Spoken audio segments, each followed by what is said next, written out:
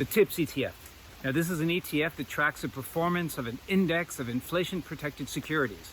Now, inflation has been on the mind of the bond market, not just in 2021, but the last few years. There's also been a significant uptick in volatility in U.S. fixed income, which means a lot of uncertainty. How do you navigate this? Well, knowing the basic ideas behind the wave principle will go a long way from differentiating the signal from the noise.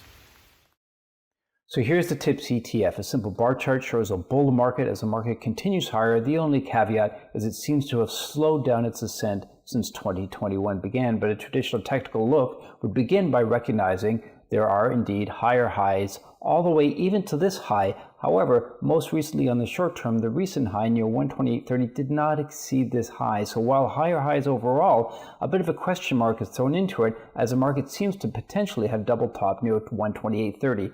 How to make sense of this? Is this a downtick in a move that has further to go to the top side, or is this a significant top? This is where Elliott can help you take it to the next level, specifically fourth wave. So here's the wave count we have been showing for over a year in TIPS. We've remained bullish on this ETF, and you can see a large 1, 2, 3, 4. It even subdivides cleanly as 1, 2, 3, 4, 5 in purple, 1, 2, 3, 4, 5. So we've stayed on this market to the top side. We continue to look to the top side overall, but short term, here's where understanding fourth waves can really help. Because as everybody likely knows, fourth waves cannot go into the price territory of wave 1. So here you see 1, 2, 3, 4.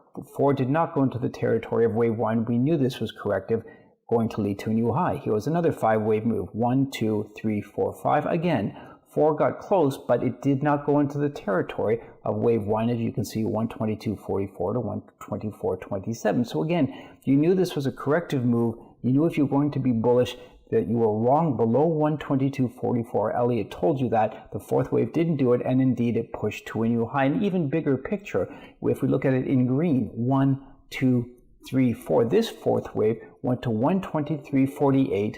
The previous wave 1 high was 122.68. So again, correction is at the beginning of a bear market or a buying opportunity, and you can see against this high it held and indeed continued to the top side. So we've been looking at this as potentially 1, 2, 3 to the top side. But if that's the case, using the rule of fourth waves that they cannot enter the price territory of wave 1, as we saw from 1, 2, 3 different examples that worked, we can apply the same principle now. And you can see this wave 1 high here at 125.91.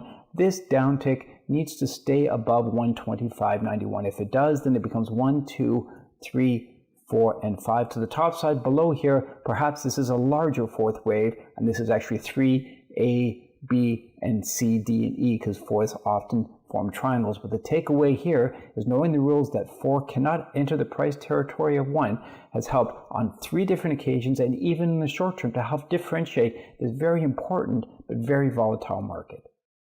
So whether you use the wave principle as a standalone or in conjunction with other methodologies, it will give you an important tool that will allow you to help stay ahead of the increase in volatility, the increase in uncertainty that are likely coming through the summer months.